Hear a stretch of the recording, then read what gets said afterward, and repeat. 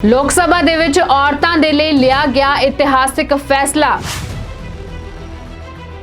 नारी शक्ति वंदन बिल होया पास। अज राज सभा दे विच होवेगी इस बिल ते चर्चा। आखिरकार की खास है नारी शक्ति वंदन बिल दे विच, जानने लई देखो पूरी खबर। सत श्री अकाल दा टीवी एनआरआई देख रहे हो तुसीं ते मैं हांजली। इस वेले दी वड्डी खबर सूबियां दे विच इस वेले खुशी दी लहर देखण नूं मिल रही है, क्योंकि भारत भर दे विच एक औरतां नूं समर्पित बिल जिहड़ा है वो पास कर दिता गया। लोक सभा दे विच औरतां दे राखवीकरण जो सीटां ने उन्हां नूं लै के यह बिल पास किया गया। बुधवार नूं एक इतिहासिक फैसला जिहड़ा है लोक सभा दे विच लिया गया सीगा, जिस दे विच कि नारी शक्ति वंदन बिल जिहड़ा है उसनूं पास करदिआं होइआं खास तौर 454 वोटां दे नाल यह बिल जिहड़ा है पास कर दिता गया, जिस दे चलदिआं ही अज राज सभा दे विच भी यह बिल जिहड़ा है अज पेश किया जाना ते उस ते चर्चा होवेगी। 7 घंटे तक दा समा निर्धारित किया गया जिस ते इस बिल दे उत्ते चर्चा होवेगी। इस बिल दे नाल जुड़ी हर एक तरह की जानकारी तुहाडे नाल सांझी करन जा रहे हां। दस्सिए कि यह बिल खास तौर ते पेश किया गया सीगा। इतिहासिक फैसला लिया गया 19 सितंबर नूं कि इस बिल नूं पेश किया जाए। नारी शक्ति वंदन बिल इस बिल नूं नाम दिता गया ते जिस तो बाद कल जिहड़ा है बीते कल इतिहासिक फैसला लैंदे होया इस बिल नूं पास कर दिता जांदा है। वख-वख दलां दे वल्लों इस बिल नूं समर्थन मिलदा है, जिस दे चलदिआं होया इस बिल दे पक्ष दे विच 454 वोटां मिलदियां ने, जबकि कुल संख्या दे विचों 2/3 जिहड़े आंकड़े हुंदे ने ये इस दे विच समर्थन दे विच आ जांदे ने। पर फिर भी देखिया गया कि 2 सांसद जिहड़े सन 2 संसद मैंबरां दे द्वारा इस बिल दे विरोध दे विच वोटिंग कीती गई सी। नवें संसद दे नाल ही जिहड़ा है वोटिंग दा सिलसिला जिहड़ा है पर्चियां दे नाल ये वोटिंग होई सीगी। मोदी सरकार दे वल्लों बुलाए गए संसद दे 5 दिनां दे खास एक सैशन दे विच केंद्रीय कानून मंत्री अर्जुन राम मेघवाल दे द्वारा इस सदन दे विच इस बिल नूं पेश किया गया सी। राज सभावां दे नाल दी नाल दस्सिए कि लोक सभावां दे विच महिलावां दे लई 1/3 सीटां जिहड़ियां ने रिजर्व रखण दे लई ये बिल पेश किया गया सी। रिजर्वेशन राखवीकरण दे लई ये बिल पेश किया जांदा है। मोदी कैबिनेट दे वल्लों एक जिहड़ा है खास तौर ते इस बिल नूं मंजूरी दिवाउण दे लई ये बिल पेश किया गया सी ते एक विशेष तरह का सैशन भी रखा गया सी,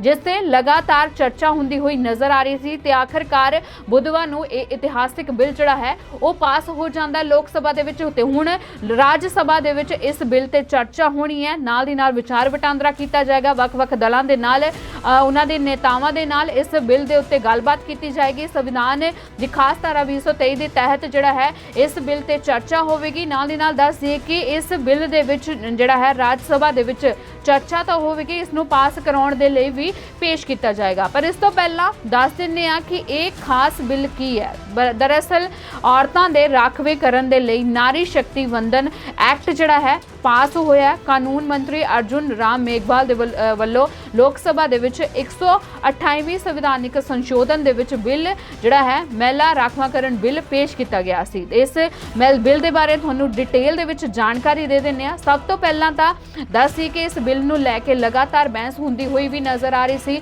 वख-वख पार्टियां जिहड़ियां ने या उन्हां दे दल दे नेता ने इस बिल नूं खुद दा बिल दसदे होए नज़र आ रहे सन। बेशक वो कांग्रेस होवे या फिर कोई होर पार्टी होवे, उन्हां दे द्वारा ये गल आखी जा रही सी कि उन्हां दा सपना सीगा कि औरतां दे लई लोक सभा दे विच सीटां जिहड़ियां ने और राखवियां रखियां जाण ते उन्हां नूं भी हर एक तरह का अधिकार जिहड़ा है इस दे विच मिल सके। दस्सिए कि आखिरकार महिला राखवाकरण बिल है की है। महिला राखवाकरण बिल दे तहत लोक सभा दे विच औरतां नूं 33% सीटां जिहड़ियां ने उन्हां दे लई रिजर्व रखियां जाणगीਆਂ ते इस बिल दे पास होण दे नाल ही लोक सभा दा 1/3 भागीदारी जिहड़ी है वो औरतां दी हो जाएगी। इस दे नाल ही दस दिए कि हाल फिलहाल दे विच लोक सभा दे विच 82 महिला सांसद मैंबर ने ते हालांकि इस बिल दे पास होने तो बाद औरतां जिहड़ियां ने उन्हां दी संख्या जिहड़ी है लोक सभा दे विच 543 सीटां दे विच 181 सीटां जिहड़ियां ने उन्हां दे लई राखवियां रख दित्तियां जाणगीਆਂ। लोक सभा दी तर्ज दे उत्ते ही देश दे सारे सूबिਆਂ दे विच विधान सभावां जिहड़ियां ने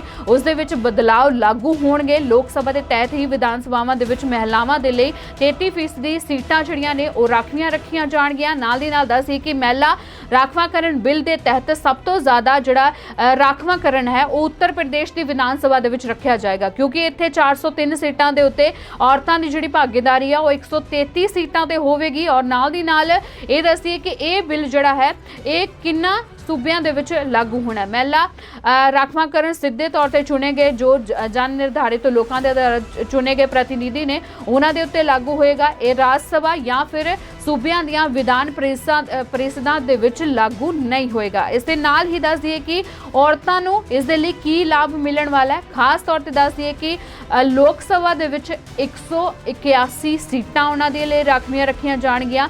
ਨਾਲ ਦੀ ਨਾਲ ਇਹਨਾਂ ਸੀਟਾਂ ਦੇ ਵਿੱਚੋਂ SC ST ਦੇ ਲਈ ਖਾਸ ਤੌਰ ਤੇ ਰਾਖਵਾਂਕਰਨ ਕੀਤਾ ਜਾਏਗਾ। ਹਾਲਾਂਕਿ OBC ਦੇ ਲਈ ਇਸ ਦਾ ਅਲੱਗ ਤੋਂ ਜਿਹੜਾ ਹੈ ਇਸ ਦੇ ਲਈ ਰਾਖਵਾਂਕਰਨ ਹੱਲੇ ਤੱਕ ਕੀਤੇ ਜਾਣ ਦੀ ਗੱਲ ਨਹੀਂ ਹੋਈ ਹੈ, ਪਰ ਫਿਰ ਵੀ ਜੋ ਵਿਰੋਧੀ ਪਾਰਟੀਆਂ ਨੇ ਉਹਨਾਂ ਦੇ ਦੁਆਰਾ ਮੰਗ ਕੀਤੀ ਜਾ ਰਹੀ ਹੈ ਕਿ OBC ਦੇ ਲਈ ਵੀ ਸੀਟਾਂ ਰਾਖਵੀਆਂ ਰੱਖੀਆਂ ਜਾਣ। ਇਹ ਬਿੱਲ ਦੇ ਲਾਗੂ ਹੋਣ ਦੀ ਗੱਲ ਕੀਤੀ ਜਾਏ ਤਾਂ 2029 ਦੀਆਂ ਜਿਹੜੀਆਂ ਚੋਣਾਂ ਨੇ ਉਸ ਦੇ ਵਿੱਚ ਇਹ ਗੱਲ ਆਖੀ ਜਾ ਰਹੀ ਹੈ ਕਿ ਉੱਥੇ ਇਹ ਲਾਗੂ ਹੋ ਸਕਦੀਆਂ ਨੇ, ਪਰ ਉਸ ਤੋਂ ਪਹਿਲਾਂ 2024 ਦੀਆਂ ਜਿਹੜੀਆਂ ਚੋਣਾਂ ਨੇ ਉਸ ਦੇ ਲਈ ਵੀ ਸੀਟਾਂ ਦੇ ਰਾਖਵੇਂਕਰਨ ਦੇ ਲਈ ਜੋ ਫੈਸਲਾ ਹੈ ਉਹ ਲਿਆ ਜਾ ਸਕਦਾ ਹੈ ਤੇ ਇਸ ਨੂੰ ਬਿੱਲ ਨੂੰ ਲਾਗੂ ਕੀਤਾ ਜਾ ਸਕਦਾ ਹੈ। ਦੱਸਿਏ ਕਿ ਇਹ ਰਾਖਵਾਂਕਰਨ ਕਦੋਂ ਤੱਕ ਰਹਿਣ ਵਾਲਾ ਹੈ। ਦਰਅਸਲ ਇਹ ਰਾਖਵਾਂਕਰਨ 15 ਸਾਲਾਂ ਤੱਕ ਜੋ ਵੀ ਵਿਧਾਨ ਸਭਾ ਦੀ ਮਹਿਲਾ ਸੰਸਦ ਚੁਣੀ ਜਾਂਦੀ ਹੈ ਉਸ ਦੇ ਕੋਲ 15 ਸਾਲਾਂ ਤੱਕ ਇਹ ਅਧਿਕਾਰ ਰਹਿਣ ਵਾਲਾ ਹੈ।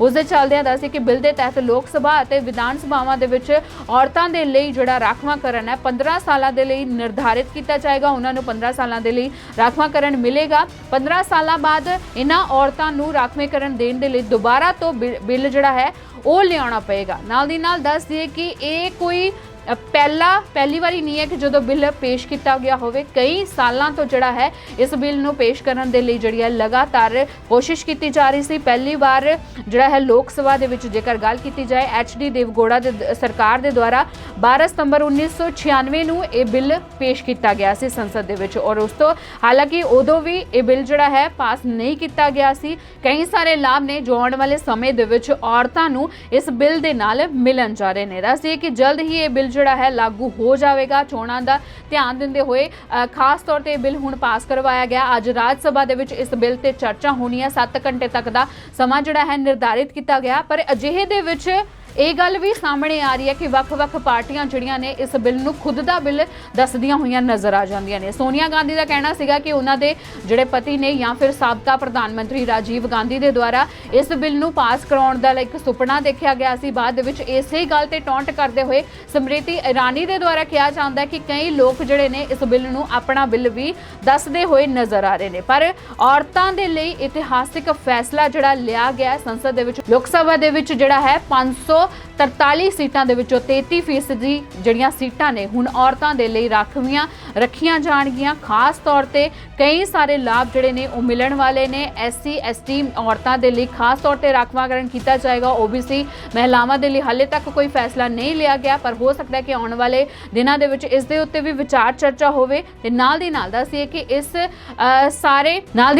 ਕਿ ਅੱਜ ਰਾਜ ਸਭਾ ਦੇ ਵਿੱਚ ਇਸ ਬਿੱਲ ਨੂੰ ਲੈ ਕੇ ਖਾਸ ਤੌਰ ਤੇ ਚਰਚਾ ਹੋਣ ਵਾਲੀ ਹੈ। ਕੀ ਤੁਸੀਂ ਹਜੇ ਤੱਕ ਆਪਣੇ ਦਿਨ ਦੀ ਸ਼ੁਰੂਆਤ ਕੈਮੀਕਲ ਨਾਲ ਬਣੀ ਹੋਈ ਚਾਹ ਤੋਂ ਕਰ ਰਹੇ ਹੋ ਤੇ ਸਾਰਾ ਦਿਨ ਐਸਿਡਿਕ ਫੀਲ ਕਰ ਰਹੇ ਹੋ? ਨਾ ਨਾ ਨਾ ਨਾ, ਚਾਹ ਨਹੀਂ ਛੱਡਣੀ, ਬਸ ਪਲੈਨਟ आयुर्वेदा दी अर्जुन टी पीनी है। ये ਤੁਹਾਡੀ सेहत दी है बेस्ट फ्रेंड। अब घर बैठे ऑनलाइन कंसल्टेशंस करें टॉप MD आयुर्वेदा स्पेशलिस्ट के साथ, इंडिया का बेस्ट ऑनलाइन आयुर्वेदिक क्लिनिक, और पाएं सारी आयुर्वेदिक मेडिसिन की home delivery world wide. Problem कोई भी हो, सोल्यूशन सिर्फ एक, www.planetayurveda.com।